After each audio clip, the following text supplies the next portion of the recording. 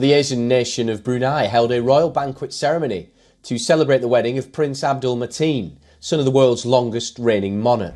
The quiet halls of Brunei's royal palace buzzed with excitement when Sultan Hassanal Bolkiah made an announcement no one saw coming. Prince Mateen is engaged to Anisha Isa Kalebic. This surprising news lit up conversations far and wide, placing the handsome prince, famous for flying fighter jets and sharing glimpses of his glamorous life online, into a spotlight like never before.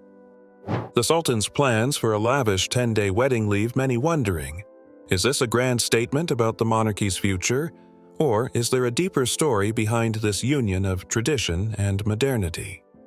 Join us as we find out all there is to the Brunei elite. The Royal Wedding Events.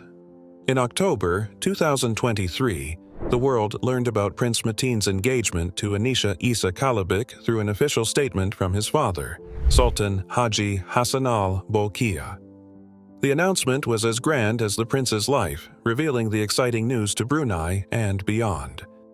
By royal command of His Majesty, Sultan Hassanal Bolkiah Muizzaddin Wadawla of Brunei Darussalam, the palace has announced the upcoming wedding of His Royal Highness Prince Abdul Mateen and Anisha Isa Kalebic, scheduled from 7 to 16 January 2024, the statement declared, according to Town and Country.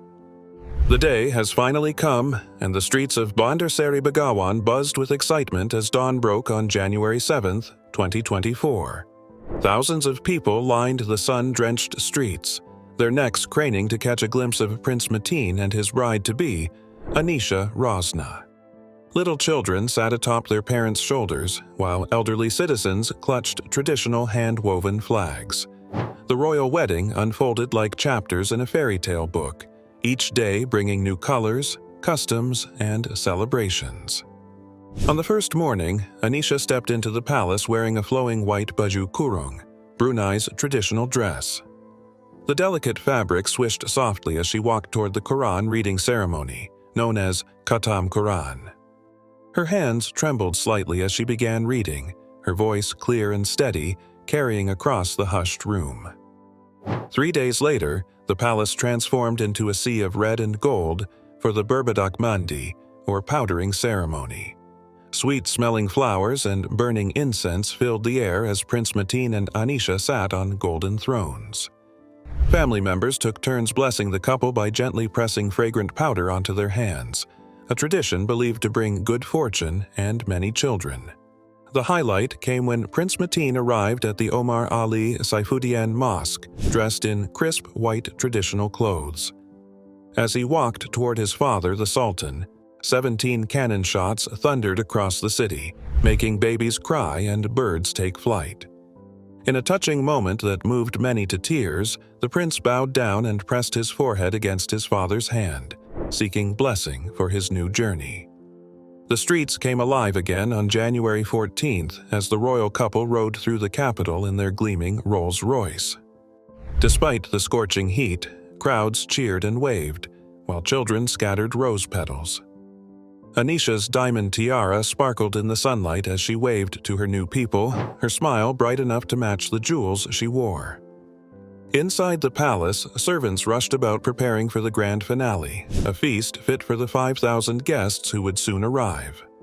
Chefs from around the world worked side by side with local cooks, preparing everything from traditional Bruneian dishes to exotic delicacies like Alaskan king crab and Iranian caviar. The guest list read like a who's who of global royalty. The King and Queen of Bhutan chatted with Jordan's Princess Noor, while Malaysia's former king shared stories with dignitaries from the United Arab Emirates. Even Singapore's Prime Minister Lee Hsien Loong joined the celebrations, sharing photos on social media and sending warm wishes to the newlyweds. But amid all the grandeur, small moments of simple joy stood out.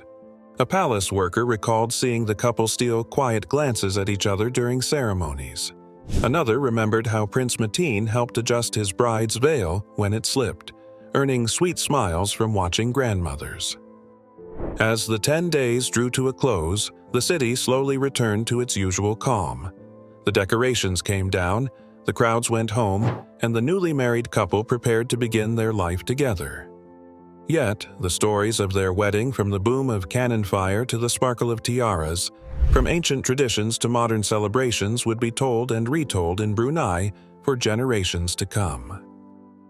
While the world marveled at the splendor of Brunei's royal wedding, many wondered about the remarkable woman who captured Prince Mateen's heart. Who exactly is Anisha Rosna, and how did a young entrepreneur's path lead her to become Brunei's newest princess? Meet the royal bride. Anisha Rosna grew up in the warm embrace of one of Brunei's most respected families, where dinner conversations often centered around serving the nation and preserving its rich culture. As a little girl, Anisha spent countless afternoons in her grandfather's study, listening to his stories about building modern Brunei.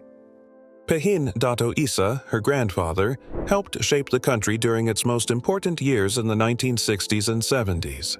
His gentle voice would fill the room as he shared tales of advising the Sultan during Brunei's journey to independence, teaching young Anisha about leadership, wisdom, and duty along the way.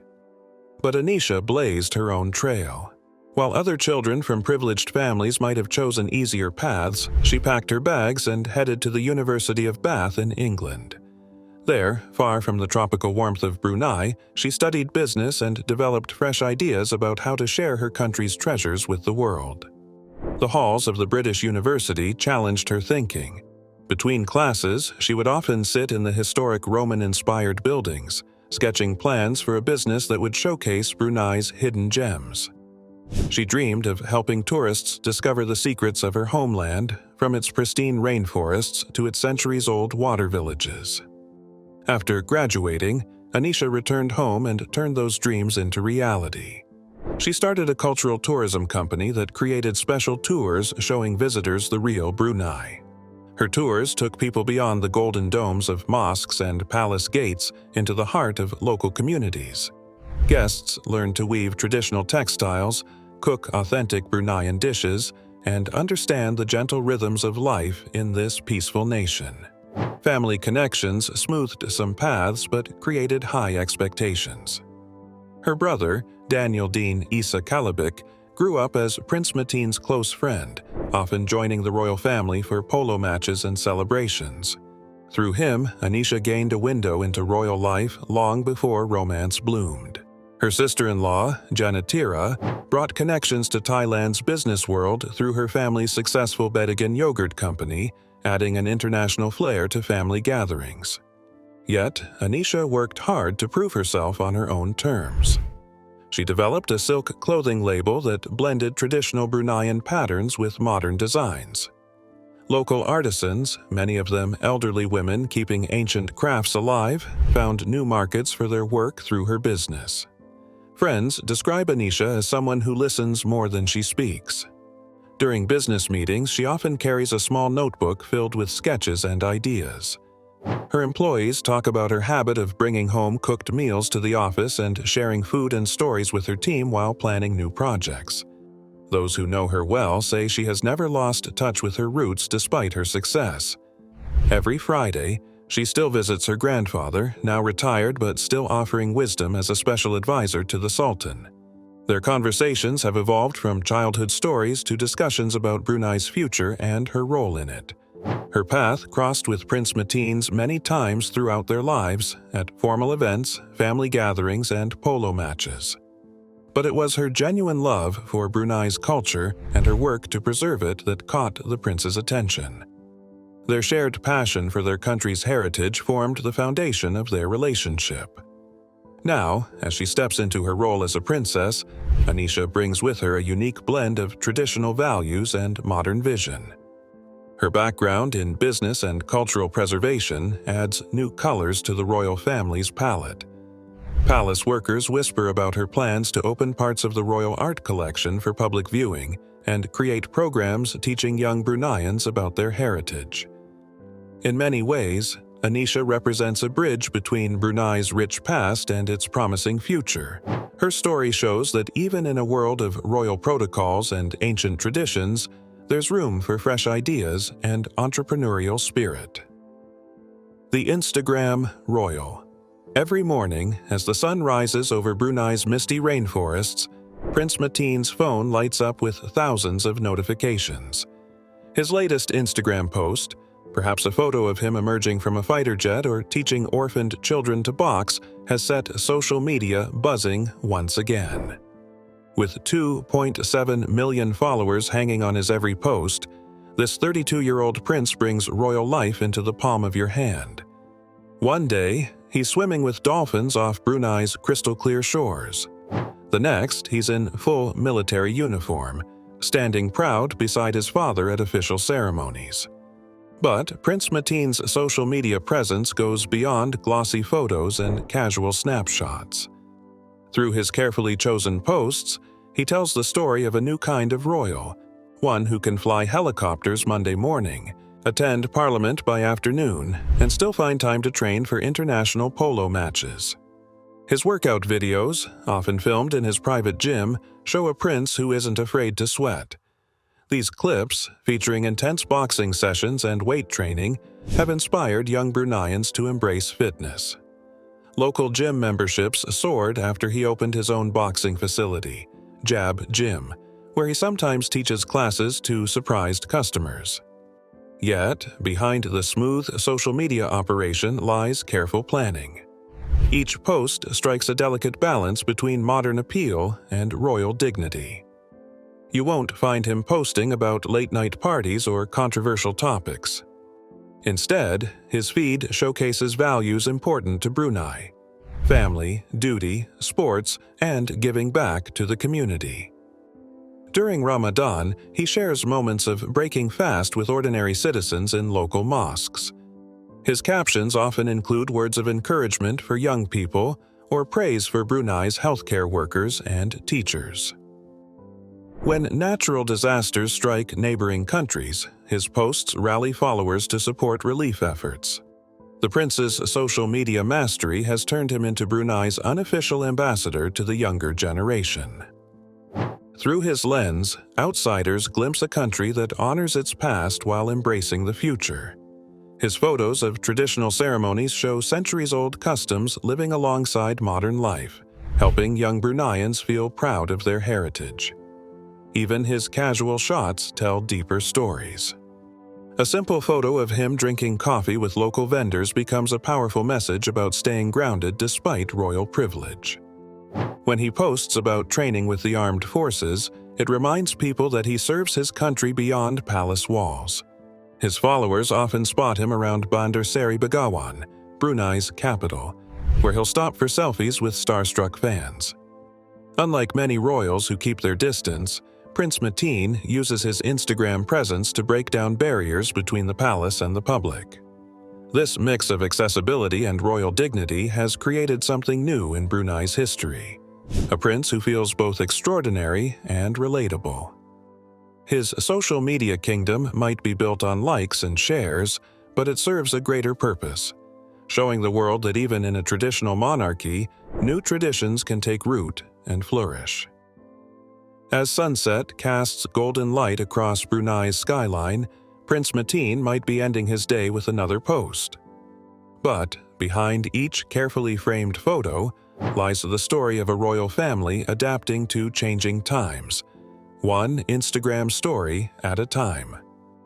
But behind those viral posts and polished photos is a prince who traded palace comfort for military boots and textbooks.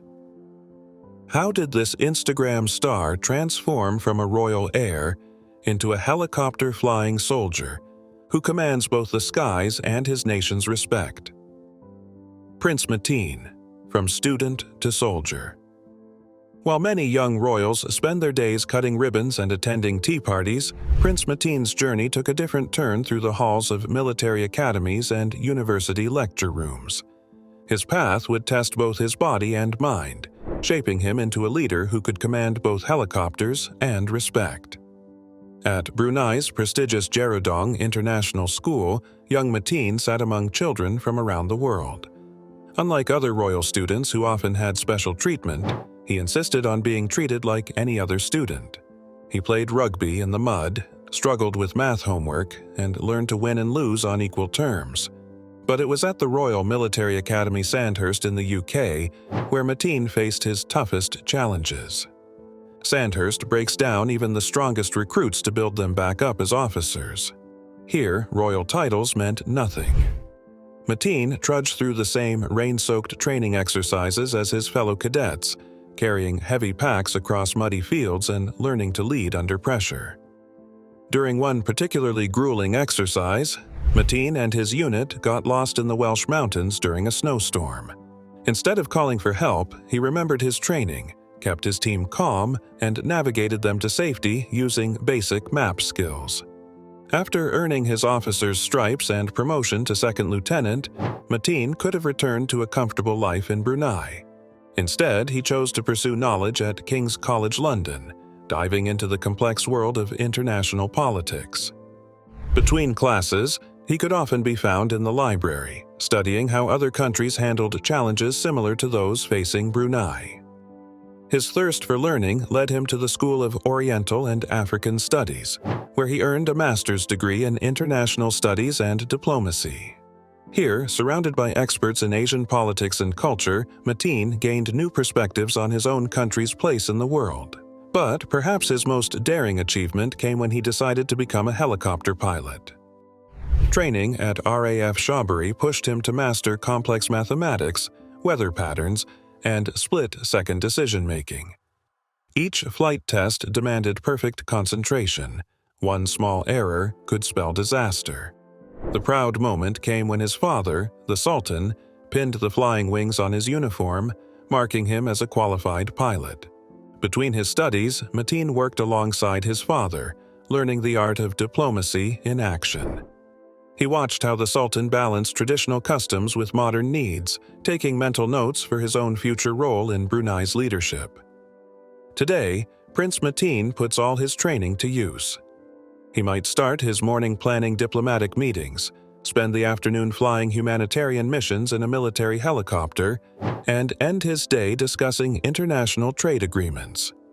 His education taught him to move smoothly between these different worlds. Local university students often spot him at the Royal Brunei Armed Forces Sports Complex, where he trains alongside regular soldiers. Despite his degrees and ranks, he maintains the same humble approach he learned as a cadet at Sandhurst, led by example, not by title. Through his unique educational journey, Prince Mateen has become a bridge between Brunei's traditional monarchy and its future. His military training taught him discipline. His university studies gave him global understanding, and his pilot's wings showed him that the sky was the limit, literally. While Prince Mateen earned his stripes in military academies and university halls, he does so bringing immense pride to his kingdom, unlike any other in the modern world. What kind of paradise has his father built as a legacy? Brunei and its wealthy sultan. On a tiny island called Borneo sits an enormous palace that makes Buckingham Palace look like a cottage. With its gleaming golden domes and perfectly manicured gardens stretching as far as the eye can see, Istana Nurul Iman isn't just any royal home, it's the largest residential palace on earth. This sprawling mansion belongs to Sultan Hassanal Bolkiah of Brunei, a man whose life story reads like a tale from the Arabian Nights. Since 1967, when he took the throne at just 21 years old, the Sultan has ruled his small but incredibly wealthy nation with both traditional grace and modern flair. Walk through the palace doors, and you'll find yourself in a world where luxury knows no bounds. The Sultan's home boasts 1,788 rooms, each more lavish than the last. But what really catches visitors' attention are the 257 bathrooms, all fitted with gold-plated taps and marble floors that sparkle like diamonds under crystal chandeliers. Yet, it's the royal stables that truly show how differently life works in this corner of the world. Here, 200 prized polo ponies live in air-conditioned comfort, enjoying better housing than many people around the globe. These pampered horses carry the Sultan and his family during their regular polo matches, a sport that has become something of a royal tradition. The Sultan's wealth, estimated at $30 billion, comes mostly from Brunei's rich oil fields that lie deep beneath the country's lush rainforests. This fortune has allowed him to build not just a palace, but an entire world of luxury. His personal collection includes over 7,000 cars, from rare Ferraris to custom-made Rolls-Royces, each carefully maintained in climate-controlled garages. But being the world's longest reigning monarch isn't just about living in splendor. The Sultan serves as both king and prime minister, making decisions that affect the daily lives of his 460,000 subjects. Under his rule, Bruneians enjoy free education, health care, and heavily subsidized housing, perks that have earned him deep respect among his people. Walking through the bustling markets of Bandar Seri Begawan, Brunei's capital city, you'll hear locals speak of their sultan with genuine warmth. They tell stories of how he personally greets thousands of citizens during Eid celebrations, sharing meals with them in his palace. During these festive times, the massive banquet halls of Istana Nurul Iman transform into gathering spaces where royal luxury meets common courtesy.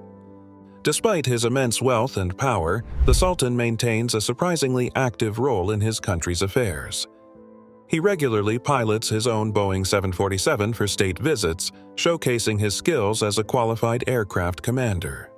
His involvement in everyday governance makes him stand out among modern monarchs who often take more ceremonial roles. The Sultan's story is one of contrasts: a ruler who lives in unimaginable luxury while staying connected to his people, a modern leader who upholds centuries-old traditions, and a king who pilots his own plane but also upholds strict Islamic law in his kingdom. As he continues his reign into its sixth decade, Sultan Hassanal Bolkiah remains one of the world's most fascinating rulers, presiding over a kingdom where ancient traditions and modern wealth create a unique blend of old and new. Thanks for watching. If you enjoyed this video, please hit the like button, leave nice comments, and remember to subscribe for more interesting content. Check out another interesting video by clicking on the one appearing on your screen right now.